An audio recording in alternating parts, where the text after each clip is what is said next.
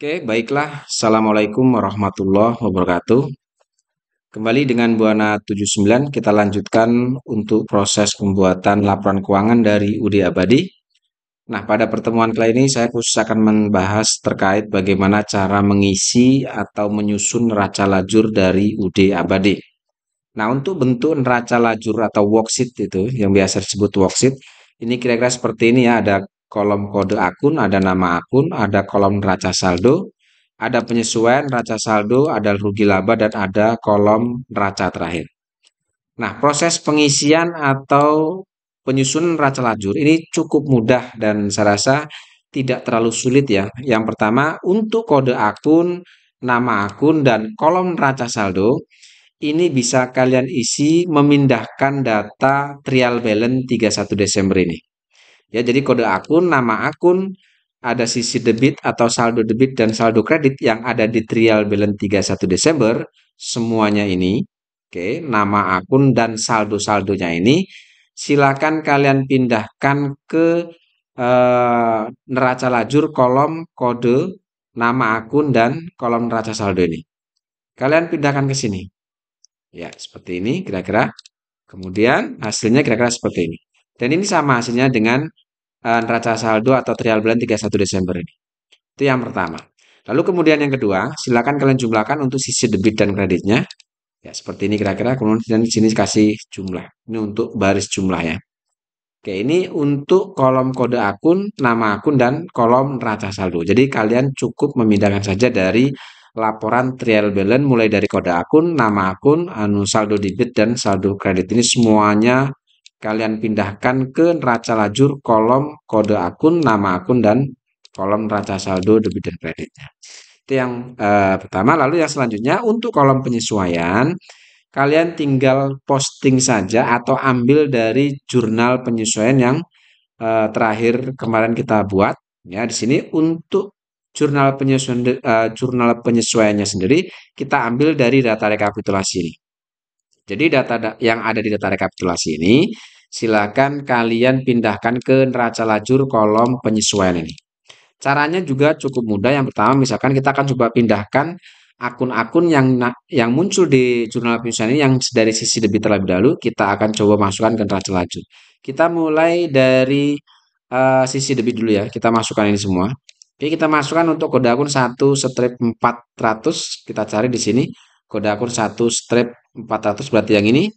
Oke, tadi di penyesuaian untuk kode 1/400 ada di sisi debit 6.650.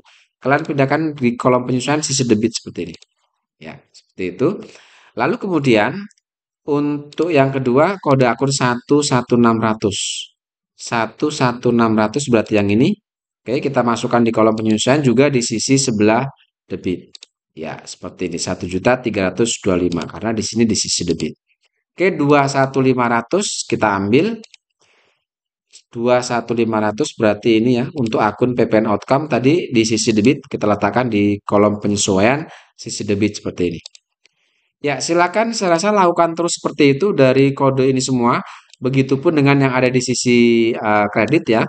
Untuk yang 1/1700 kita cari 1/1700 berarti yang ini tadi ada di sisi sebelah kredit. Kalian masukkan di kolom penyesuaian sisi sebelah kredit jika kalian nanti memasukkan yang sisi sebelah kredit seperti ini. Contohnya 1/1700 muncul di sisi kredit nilainya 1.250. Kalian masukkan di sini 1/1700 tadi muncul di sisi sebelah kredit. Maka kita masukkan di di neraca lajur kolom penyesuaian sisi kredit. Ya, seperti itu. Nah, silakan kalian masukkan semua ya akun-akun yang muncul di jurnal penyesuaian ini baik debit maupun kredit kalian masukkan semua di neraca lajur kolom penyesuaian ini. Nah, kira-kira nanti kalau sudah kalian masukkan semua hasilnya kira-kira seperti ini. Ya, seperti ini hasilnya kira-kira kalau sudah dimasukkan semua ke kolom penyesuaian. Setelah itu baru kalian jumlahkan sisi debit dan sisi kreditnya, mestinya harusnya balance 102.393.750 dan jumlah ini pun seharusnya juga sama dengan jumlah yang ada di jurnal penyesuaian. Seperti itu. Lalu kemudian yang selanjutnya kita masuk ke kolom neraca saldo disesuaikan. Nah, untuk kolom neraca saldo disesuaikan, ini diisi sumber datanya adalah kita ambil dari neraca saldo dan kolom penyesuaian. Jadi neraca saldo disesuaikan itu adalah akumulasi kolom neraca saldo dan penyesuaian ini. Contoh misalnya di kolom neraca saldo di sini muncul saldo sisi debit 1.127.260.000, tetapi di kolom penyesuaian di sini tidak muncul saldo. Jadi artinya debit ini ditambah 0, otomatis ini akan jadi saldo di sebelah debit di kolom neraca saldo disesuaikan. Oke, ini pun sama, di neraca saldo muncul saldo debit, di penyesuaian tidak ada. Otomatis ini kita pindahkan saja di sisi sebelah debit sebagai saldo debit. Dan ini pun sama, seperti itu. Lalu kemudian untuk yang allowance for debt full debt, perhatikan di neraca saldo muncul saldo kredit. Di kolom penyesuaian muncul saldo di sisi debit. Oke, kredit ketemu debit. Karena saldonya lebih besar di kredit, maka saldo kredit ini kita kurangkan dengan saldo di penyesuaian yang di sisi debit. Berarti 12.800.000 dikurangi 6.650.000. Karena selisihnya atau saldonya lebih besar di kolom kredit, maka saldonya atau selisihnya kita letakkan di sisi sebelah kredit. Jumlahnya adalah Rp6.150.000. Seperti itu ya. Jadi jika neraca saldo ada sisi kredit, penyesuaian ada sisi debit, tinggal disesuaikan saja selisihnya besar yang mana. Kalau selisihnya besar di sisi kredit, letakkan saldonya di sisi sebelah kredit. Kalau jumlahnya lebih besar di debit, maka selisihnya kita letakkan di sisi sebelah debit, seperti itu. Oke, lalu kemudian untuk merchandise inventory di neraca saldo ada saldo debit, di penyesuaian dia kosong, tidak ada. Otomatis ini akan menjadi saldo debit di kolom neraca saldo disesuaikan. Lalu kemudian untuk store surplus di neraca saldo muncul saldo debit. Lalu di penyesuaian juga muncul saldo debit. Oke, di neraca saldo muncul saldo debit, di kolom penyesuaian muncul saldo debit. Debit ketemu debit, ini kita jumlahkan, letakkan di kolom neraca saldo di sisi debit jumlahnya. Seperti itu. Ya, lakukan seperti itu terus sehingga jika sudah kalian masukkan semua atau sudah kalian akumulasi antara kolom neraca saldo dan penyesuaian, kira-kira nanti hasilnya seperti ini. Hasilnya seperti ini. Jadi untuk mempersingkat waktu ya. Kemudian kalian jumlahkan sisi debit dan sisi kreditnya. Setelah diisi maka jumlahnya mestinya juga harus balance antara debit dan kredit. Seperti itu ya, 2.755.518.790. Oke, itu sudah sama. Oke, itu untuk kolom neraca saldo. Oke, sekarang kita masuk ke kolom rugi laba atau kolom laba rugi. Nah, untuk mengisi laba rugi atau kolom laba rugi, ini kalian tinggal berpatokan pada data yang ada di kolom neraca saldo disesuaikan. Kalau bicara tentang rugi atau laba, atau bicara tentang laba rugi, maka kita akan bicara tentang akun-akun yang berhubungan dengan akun-akun pendapatan dan akun-akun beban. Nah, akun pendapatan dan beban itu adalah akun-akun yang kodenya dimulai dari kode 4 sampai dengan kode 9. Ya, ini adalah akun-akun yang terkait atau berhubungan dengan akun pendapatan dan akun beban. Baik itu pendapatan operasional maupun pendapatan non-operasional dan beban operasional maupun beban di luar operasional. Jadi data inilah yang akan kita gunakan untuk menyusun atau untuk mengisi kolom laba rugi.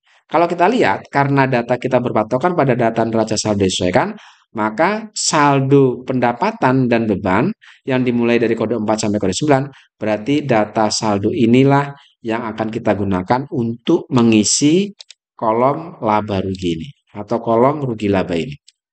Nah, sehingga jika kita sudah dapatkan data saldo untuk mengisi kolom rugi laba ini, kita tinggal pindahkan saja di sini.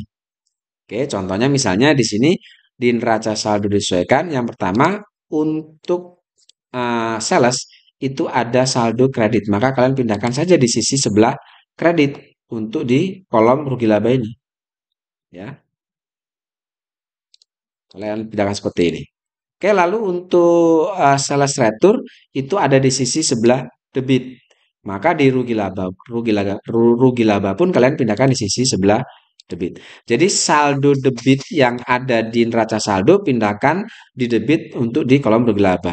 Ya, seperti itu. Jadi disesuaikan yang debit kita pindahkan ke debit, yang kredit kita pindahkan ke kredit. Jadi setelah kalian sudah pindahkan semua, nanti hasilnya kira-kira seperti ini.